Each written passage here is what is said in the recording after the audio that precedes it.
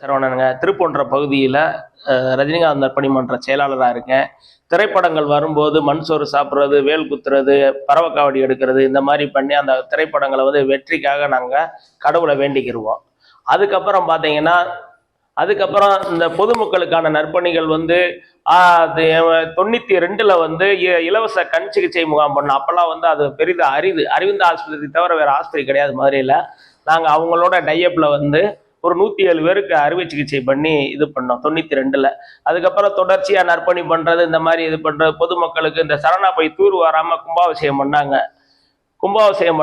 அதை வந்து அப்படி பண்ணக்கூடாது, நீங்கள் தூர் வாரி தான் கும்பாபிஷேகம் பண்ணணும்னு பல கட்ட போராட்டம் பண்ணி அடுத்த எலெக்ஷனில் வந்து 2001 எலெக்ஷனில் வந்து ஜெயலலிதா அம்மா வந்து அந்த பகுதியில் உள்ள எம்எல்ஏ ஜெயிச்சு அந்த சரணா போய் தூர் வாருன்னு சொல்லி இந்த பிரச்சாரம் இதிலே வந்து சொல்லிட்டு போனாங்க. அதே மாதிரி அவங்க தூரும் வாரினாங்க.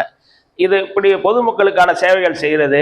இந்த 35 ஆண்டு கனவு எனக்கு வந்து ரஜினி பவனம் கட்டுறதுன்றது வந்து, நான் வாடகை வீட்டில் குடியிருக்கும் போது போஸ்டரை வந்து கிழிச்சிட்டாரு ஹவுஸ் ஓனர் வந்து. அதுக்காக வந்து என்ன பண்ணேன், எங்கள் அப்பாட்ட கேட்கும் போது, எப்பா நீ சொந்தமாக வீடு கட்டி உங்கள் தலைவர் பேரில் வீடு கட்டி சிலையை வச்சு கூட கும்பிடு, யாரும் உன்னைய கேட்க போகிறது இல்லை, நீ தாராளமாக செய். அந்த 35 வருஷம் ஆச்சு அதை கிடக்கிறதுக்கு. இன்னைக்கு வந்து ஒரு 1000 கீழே 1300 செடி, பாடி 1300 செடி இதில் கட்டி தலைவர் சிலையை வச்சு கும்பிட்டுட்டு இருக்கோம். இந்த சாவியை வந்து தலைவர் கையினால் வாங்கன்னு இருக்கான். பெரிய அண்ணா வந்து சொல்கிறேன்னு இருக்காங்க, கண்டிப்பாக சொல்லுவாங்க. பத்திரிகையும் தலைவர்கிட்ட கொண்டு போய் கொடுக்க இருக்கோம். ஏற்கனவே பெரியவர் வாங்கிட்டாங்க, சத்யநாராயண ஏற்பாடு வாங்கிட்டாங்க, அழைப்புகள் கொடுத்துட்டோம் அவருக்கு. இந்த வீட்டு சாவியை வந்து தலைவர் கையினால கொடுத்து வாங்கணும்னு ரொம்ப நாளாக இது ஆரம்பித்த காலத்துலேருந்து கேட்டுக்கிட்டு இருக்கோம். வாய்ப்பு கிடைச்சா அதை வாங்கிடணும். ட்ரெண்டை ஃப்ரெண்ட் ஆக்கிக்கோங்க. தந்தி டிவியின் சப்ஸ்கிரைபர்ஸ் அண்ட் ஃபாலோவர்ஸ் குடும்பத்தில் நீங்களும் இணையுங்க.